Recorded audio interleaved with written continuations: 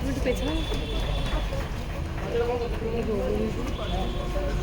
দিদি নারী দিবস আরে যে কোনো সম্মানে তো অনেক অনেক অনেক অনেক কি বলবো সৌভাগ্যের, অনেক আনন্দের।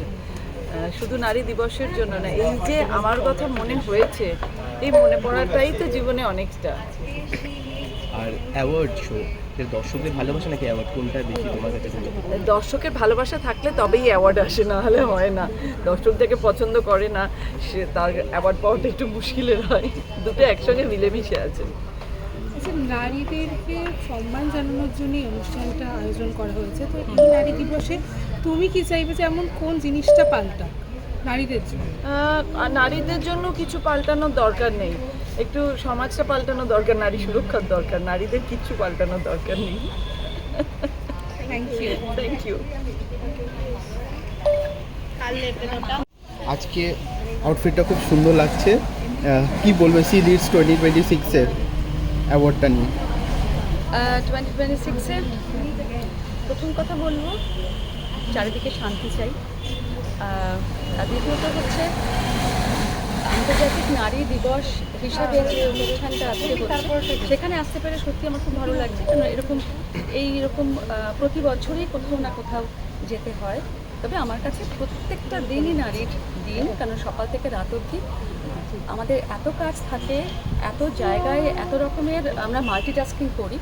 তো সুতরাং আমার কাছে প্রত্যেকটা দিনই খুব স্পেশাল। আজকের দিনটা তো আরও স্পেশাল, কারণ এটা উদযাপন করা হচ্ছে সেই জন্য। 2026 এটা লেখা, because of the inspiration of women as a whole.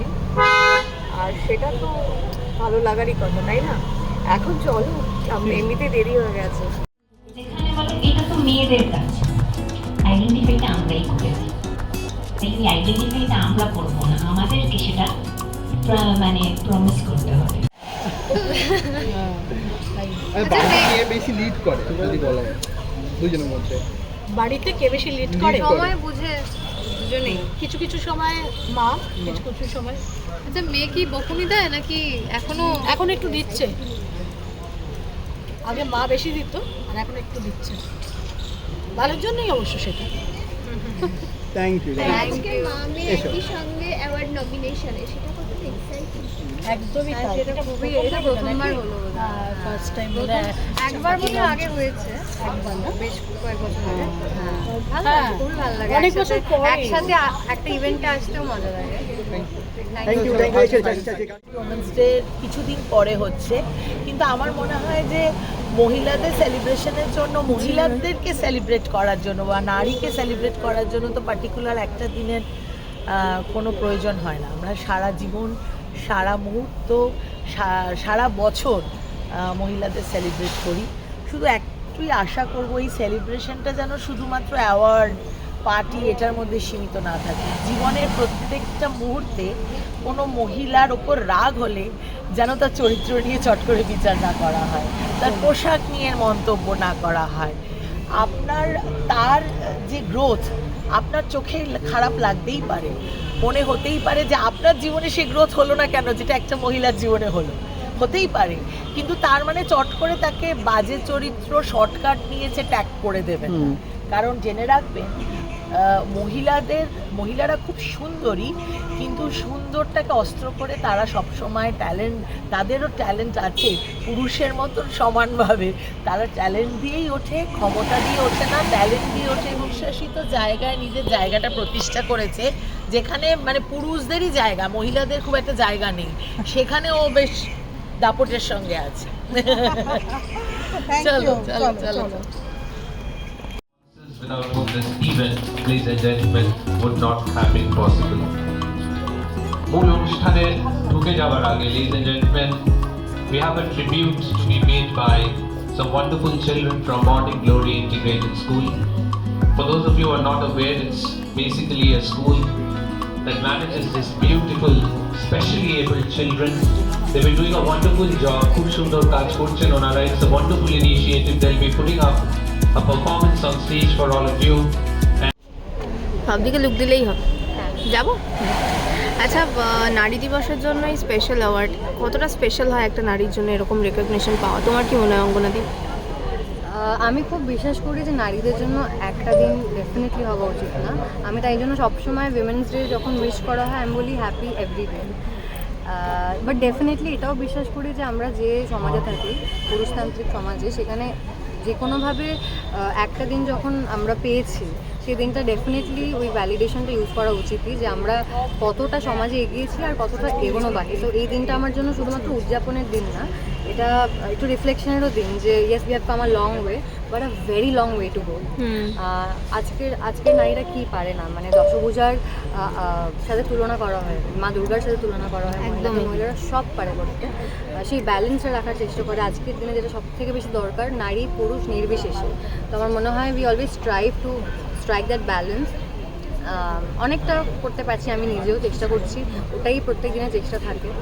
আর আজকে এই সি লিডস 2026-এ নারী দিবস উপলক্ষে যে ইভেন্টটা করা হয়েছে, আমাদেরকে স্বীকৃতি দেওয়া হয়েছে, আমি তার জন্য খুব খুশি যে I gotten this recognition today in my own little way. আমার যেটুকু জার্নি হয়েছে এতগুলো, আমি অতগুলো বা এইটুকু বছর বলছি না, এই সময়ের মধ্যে আর আরও অনেকটা পথ এগোনো বাকি আছে।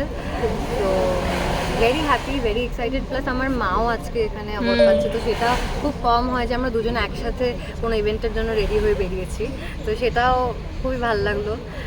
আর আগামী দিনে আমার বেশ কিছু কাজ বেরোচ্ছে, খুব মানে ক্রমশ জানতে পারবে, তো তোমরা প্লিজ পাশে থেকো। আই রিয়েলি হোপ যে প্রত্যেকটাই তোমাদের ভালো লাগবে। এবছর 3টে ছবি বেরোচ্ছে আমার।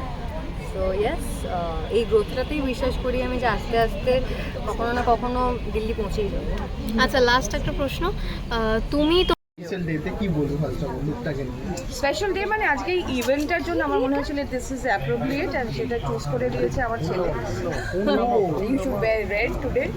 আর যেহেতু শি লিডস 2026 লেখা, এটা সূর্যের বছর, তাই জন্য আমার মনে হলো যে আজকে আমি একটু সূর্যকন্যার মতন করে সেজে আসি, এই আর কি। আর কিছুই মানে বিশেষ কিছু ব্যাপার নয়। আর এর বাইরে গিয়ে আজকে অনেকজনকে সম্মানিত করা হয়েছে। আমাদের সায়ন্তন, তনুজা, রণবীর, গত বছরও এই ইভেন্টটা হয়েছিল, সেই বছর আমি মিস করে গেছিলাম, আসতে পারিনি।